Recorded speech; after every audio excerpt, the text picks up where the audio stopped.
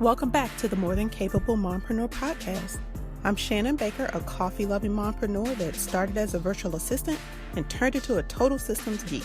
And I want to help you shift your mindset and embrace your worthiness while creating systems in your business so you can be more productive and build success on your own terms without the mom guilt. Are you loving that?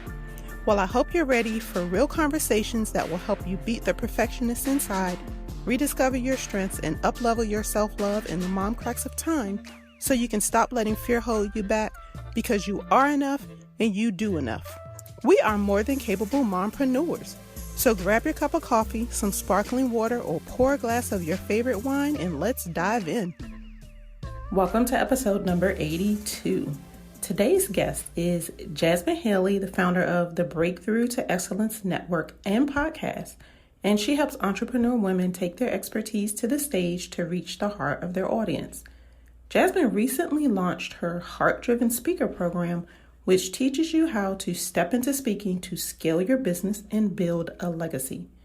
And if you're wondering what it means to build a legacy, you will get the answer in this episode.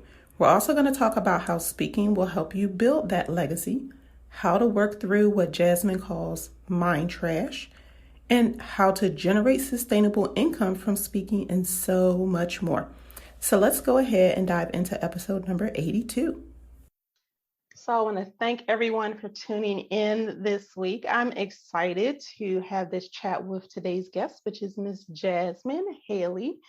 So I'm just going to let Jasmin introduce herself because we're going to talk about speaking to, build not only awareness of our brand and share our expertise, but building a legacy with speaking. Actually, we met on Clubhouse and the vibe has just been great ever since there, from Clubhouse to Instagram, the coffee chats to today, having Ms. Jasmin on the podcast. So Jasmin, tell us a little bit about your background and what has how your business has transformed from where you started to where you are today, because you've had a pivot in the way you brand or market your business. Yeah. First of all, thank you so much, Shannon, for having me on the show. I'm so thankful to you. And yes, it's true. As soon as we met on Clubhouse, the vibe was there. Otherwise, I would have totally disappeared. Okay. I have met some interesting folks, needless to say. So I started my entrepreneurship journey in 2016, started publicly speaking in 2015.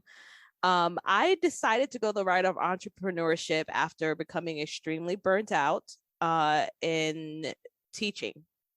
I was teaching full-time at a community college, and I was teaching in the dental hygiene program. So I am a licensed dental hygienist. I have been in the dental profession since the age around 16 or so. I went to a specialized high school for that. But what I had come to realize at that point when I decided to go into entrepreneurship was there weren't any other teaching programs that were near where I lived. My family and I were not in a position to move. But I also knew that my health was dependent upon me leaving the toxic work environment that I was in. And when my mother died unexpectedly, and when I really started taking a look into legacy and what that meant for me and how I was living my life, I knew that I needed to jump out on faith, take what were my God-given talents and use that to create a business. And so that's what I did in the healthcare field. I created my business that was focused solely on me speaking and hosting events. And then I would do some consulting on the side for dental professionals that were interested in doing what I was doing. And then in 2019, after my last event that I hosted for my business, I knew that I needed to branch out and grow my business outside of the dental field. And that was when in 2020, I decided to rebrand as a Breakthrough to Excellence Network. Now, mind you, my rebrand was April 1st, 2020. Okay. And everything was shut down by then. I had to cancel all the events that I had planned, and I had to figure out how to have a business that was completely online. That was not something I had ever done before. I had partially had it, but it wasn't fully. So it's been a wild, crazy, amazing journey from teaching students to having my own business in the healthcare field, pivoting to what I do now. And what I do now is that I help experts, expert brands, expert professionals, expert entrepreneurs take their expertise to the stage, build a sustainable source of income through speaking. Awesome. And then it's funny that you said April 1st, because I launched this podcast on April 1st and was like, this is going to flop because my listeners are not driving to work because everybody is home right now. Yep. But we stayed the course. Yes. And we're still here. So we're good. So kudos to both of us. Anybody else that's listening that's had to pivot and, keep building a business and keep pushing forward through, this past year and a half, almost 2 years now. And really, to me, that's what building a legacy is all about. So you mentioned legacy as you started to really kind of make that pivot in your business. So when you say legacy, what does it mean to you? I feel that every entrepreneur should be legacy driven. And I'll explain to you why. A lot of us are thinking about, what we leave behind for people, and we never really are fully cognizant of what we're doing in our everyday to day. We have so much stuff on our plates. I'm a wife, I'm a mother, I'm also a business owner. I also have, other activities that my family and I participate in spiritually. There's so many things that take up my time. And to be legacy driven will help us to stay focused. So I have 4 main reasons why we should be legacy driven. The first one is we have to decide what's truly important to us right now and then living it. One of the things that I learned after my mother unexpectedly passed away was that she never had the opportunity to fulfill any of her dreams or goals. She attempted, but she never did. There was things that I found out after she passed away that she was ashamed of. In regards to her ability not to achieve those goals. And it was seeing that and seeing how her hopes and dreams were no longer there, that I needed to be in a place where I was living my life in gratitude for the sacrifices that she made. Number 2, being legacy driven is when you start thinking about long-term success and not currently what is happening in your life at that current moment. If I was to take a look at my life and look at my circumstances growing up in the projects, no one in my family, any of my siblings had attempted to go to college and succeed at it. I was the 5th child out of 6.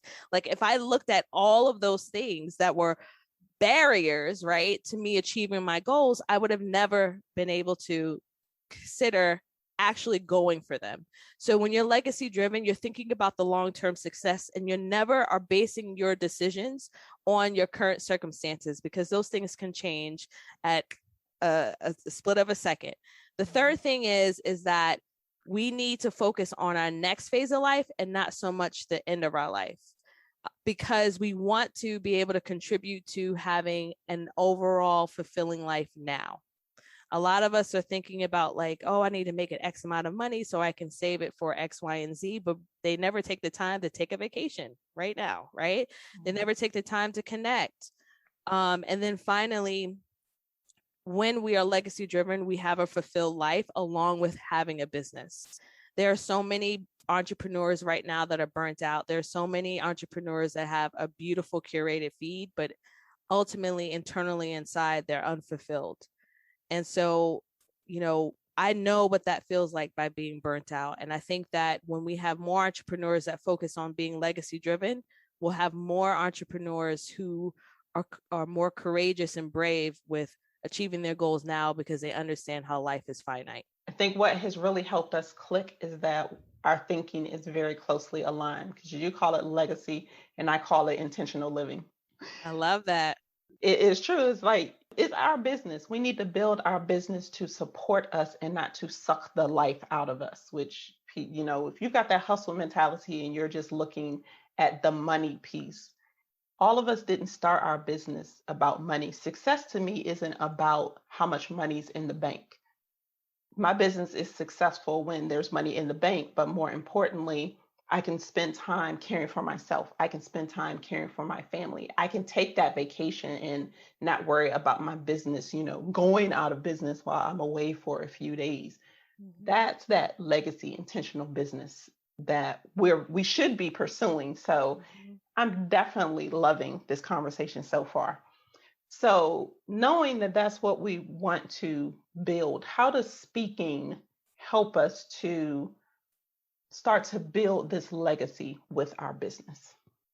I personally feel, and I've seen in my own business, that speaking is the most powerful tool that we can use to amplify our brand and our expertise. It's the most powerful one. It's the reason why Clubhouse blew up.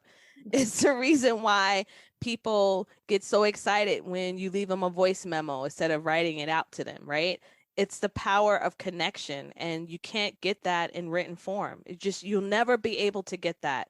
So when it comes to speaking, you can make an impact and a transformation and amplify what it is that's you're most passionate about and what's most important to you.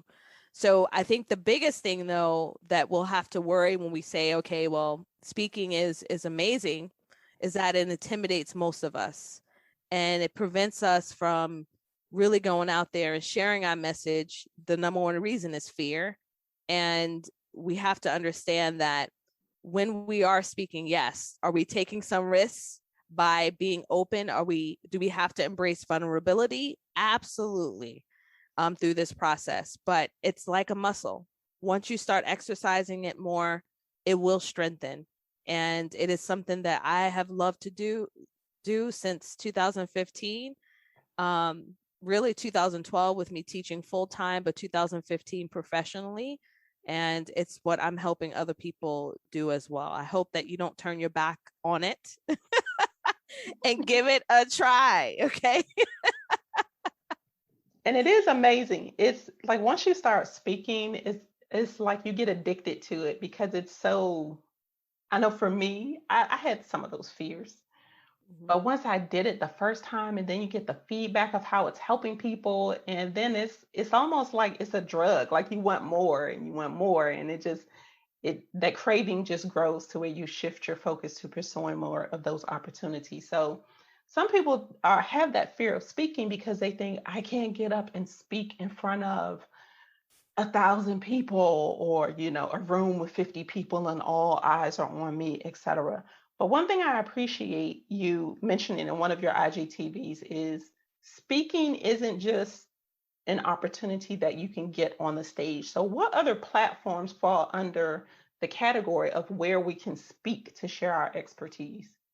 Oh, there's so many. There's so many. So you could be, as you had stated, in person on stage. You could be at a virtual conference, a virtual summit. You could be in a clubhouse room. I know many of you get wrapped up on how many people in the room. Who cares? Exercise that muscle, okay? You could be in an IGTV live, LinkedIn live, Facebook live, Instagram live. These are all forms of public speaking. So the point is that when you first go out there and you start speaking, no one's really going to put you in front of 10,000 or 1,000 people. Like they're not going to do that. Most organizations want to make sure that they are hiring somebody that can handle that first. So you should be looking for smaller stages to exercise that muscle, and know that as you start building that, those bigger stages will come. But don't think that as soon as you go out and say, okay, I'm ready to, share my message, that it's going to be 1,000 eyes on you right away. It could be on social media, right? But there's a lot of things that we built up in our minds that keep us away. And I've got some myths that I'll share shortly, but there are some major myths that we tell ourselves that prevent us from sharing our message. And the longer we wait, right, the longer we're putting ourselves between actually seeing our goals fulfilled. Yes.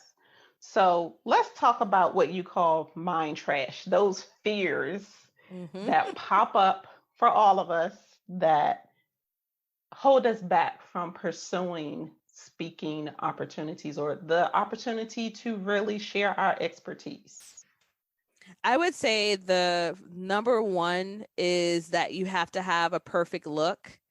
You have to have a perfect accent. You have to have perfect clothes, all of those things. I felt that when I was breaking out into speaking, at that time, there were no other African American dental hygienists on the speaking speaking, let me see, circuit. There you go. So I felt like, what, I must have my hair straight. I have to be a certain kind of look. Most of the women that were speaking at that time were 40s and 50s white women. I looked nothing like them. Okay. My journey was completely different from them. But what I needed to understand, and what I want the listeners to understand, is that people care more about how you make them feel. They care more about your delivery. Dr. Maya Angelou mentioned that people remember more about how you treat them more than anything, right? And so it's the same concept. If you're able to reach the hearts of your audience, it wouldn't matter what you look like. And so this, I would say the second myth is that you need to be an author of a book, have a New York Times bestseller, have all of these major accolades in order to become a speaker. And that's not it. You do need to get visible, and share your brand with others, but you don't have to have some massive award for you to be able to say, okay, now's the right time for you to speak. I think the third thing that I would mention is that people feel like they need to have some sort of sad, traumatic story or impressive story within their own life to get up and share. And what people have to remember is that you just need to be your authentic self, and you have to connect with people's hearts. And that's the part that's missing. A lot of people think that, oh, well, because I'm an expert, I can just get up there and talk. And it's beyond that. There's educational methodology that's involved. You need to be able to capture people's mind and heart in a shorter time frame. So that's why it's so important, as the term that you mentioned, you have to be intentional, right? You have to be legacy driven, because you're going to think beyond just, okay, I'm going to get $5,000 for the speaking gig. Let me share my stuff. Come buy more, like it's beyond that. You're talking to humans, and you have to be able to connect with people from all walks of life. And that is possible. Oh, definitely. And I mean, and think about it. And one way that both of us have carved the lane to share our expertise is through podcasts. Mm-hmm. People forget a podcast is a platform where people can hear you. I mean, how many of us listen to someone's podcast, and then when we actually get to talk to that person, we talk to them as if we know them, because we've gotten to know them through their podcast. That's the power of our voice, which is why Clubhouse has had such a huge impact on people mm-hmm. making connections, because you get to hear the personality that you don't get, just reading someone's words on a blog or reading their book. There's no emotion behind the words. But when you hear them, or you see the person with their gestures and all the things that come with them, that is what leaves the mark, like you said, to make that connection. So it just shows that speaking it's the missing piece that we all really need to embrace. And we can use social media to practice. It's like, let go of all the perfection rules. Yes. It doesn't work. It doesn't help. I'm so glad that you mentioned that. I forgot to mention that. And podcasting is such a big arena when it comes to publicly speaking. And as entrepreneurs, we shouldn't shy away from sharing our story to as many people that are willing to listen. Mm-hmm. So I love the fact that you did share that, because that is a big one as well. Truly. And it's made a change. How much do we listen to now, opposed to, say, podcasts weren't this popular 3-4 years ago. Mm-hmm. Now they're like the next biggest thing, and they're going to remain that way, because now, even as podcasters, we're shifting to the space of people are now starting private podcasts in addition to their regular public podcasts. So speaking is definitely a part of all industries, because that's a big umbrella. Everybody can get into speaking, that we all really need to embrace, so that we can continue, one, to stay relevant, because if you're not relevant, you can't build that legacy, right? Yeah. And to really carve that lane and share our expertise, because that's the way to reach people that normally we probably would not, get their attention or get in their earbuds, so to speak, for them to hear us. So yeah. And the podcast episodes that are recorded, they last forever. Like as long as they have them up, like someone can come back and listen to you. So I would put the same amount of effort that you put into your lives of speaking on stage as the same exact type of effort when you're showing up on a podcast. I've been podcasting since 2016. The one that I have right now is my third. And even the podcast that I have retired is still getting hundreds of downloads every single month. And even though it's retired, I know that the power of the interview and the changes that, you know, the stories that we were telling, not so much the changes, but the stories we were telling are it's what's shaping the lives of people still today. And so when we look at speaking, there's three things that come up when we want to grow within our own speaking. It's visibility. Podcasting can do that. Social media can do that. Speaking on stages can do that. It's impact. You'll get that from my heart-centered entrepreneurs. And of course, it's your income. So what you'll be surprised with, though, is that once people start getting on stages in person or virtual, they have no idea how to build a sustainable source of revenue from that. And that's what leaves people disgruntled. They're like, oh, I don't need to do that podcast, and I don't need to do that. I don't need to do this IG live. I don't need to. But if you understand the power of your voice, and if you structure your business foundation to support the speaking that you're doing, you will see the buildup as far as your revenue in your business. yes, and the key is you have to be patient. Yeah. With the process, because you're not going to have one speaking engagement and then all the money is just going to come flying in out of nowhere. Everything is a process and it takes time, but you have to be consistent. Now, speaking of consistency, I know you're a systems person just like me. So share with us, what is one system either in your life or in your business that you cannot live without? Ooh, this is a hard question, Shannon. You got me with this one. It gets everybody, don't worry. Oh boy. I'm going to say for now, at the time of this recording, it will be my calendar. And it would be my calendar. I cannot live with that. So whether that would be me sending out, you know, appointments for people to sign into my calendar, certain times for us to chat, like I live and breathe that, whether it'll be written form or digital. And I know I couldn't go through my day-to-day without that. I think I can make it without the other tools that I love, like with contracts and invoicing and things of that nature. The calendar, I can't live without. Me either. And like you said, I can wing it with everything else, but if it's not on my calendar, it's out of mine. Yeah. It literally is not happening. But that is great. And this has been a great conversation. So you all need to connect with Jasmin online to get more tips, because she shares fabulous tips about how you can pursue speaking. And she has a new course. Is it one-on-one coaching program? It's a full 3-month consulting program where I'll take you from the hooter to the tutor, and we learn from head to toe everything you need, whether it's creating your signature program, course, negotiating your fees, protecting your intellectual property, positioning your brand as a speaker. We go through everything so that you're not thrown out into the wolves. Awesome. So what you definitely need to do is connect with Jasmin. So Jazz, where can they find you online? They can find me on Instagram, Facebook, at It's Jasmin Haley. I'm a Jasmin without an E, or they can go to jasminhaley.com, JasminHaley.com. And I'm going to drop the links to where you can find her in the show notes as well, so that you can just click it and make sure you connect with her, talk to her. Don't just follow and not just chat.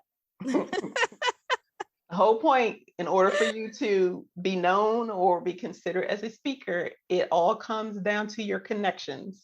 That's true. Because one thing with networking and growing a business, it's not who you know, but it's who knows you that opens up the door to the opportunities for you. That's true. Speaking is the way to do that, but it starts with your network. So Jasmin, thank you again for sharing these nuggets with us today. Thank you for having me, Shannon. I'm so appreciative. And I appreciate the chat. So thank you. You're welcome. Well, I hope you enjoyed my chat with Jasmin and are ready to take your expertise to the stage, whether it's virtually, in person, social media, or even on someone's podcast if you don't have your own. This is one of the best ways to really share your expertise and your brand and bring it to life. So please be sure to use the tips that Jasmin shared today and take the leap. You won't regret it. Now, if you would like to dip your toes in the water by pitching yourself to podcast hosts successfully, make sure you go back and listen to episode number 78, which is my chat with Christina Bizzell of Confetti Creative. She shares some tips that you need to use to improve your podcast pitch results. That way you get more yeses than nos.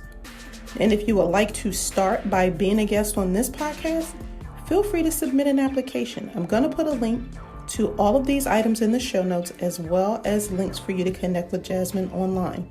And that's going to also include a link to Jasmin's Profitable Speaker Roadmap, which you need to grab, because it's going to give you a simple 3-step process that you need to use so that you can build revenue through speaking. Now, if you enjoyed today's episode, please let me know. Take a screenshot, post it in Instagram stories, and tag me at _Shannon Baker, or just send me a DM. I would love to hear from you. And remember, you are more than enough. So until next time, keep calm and streamline.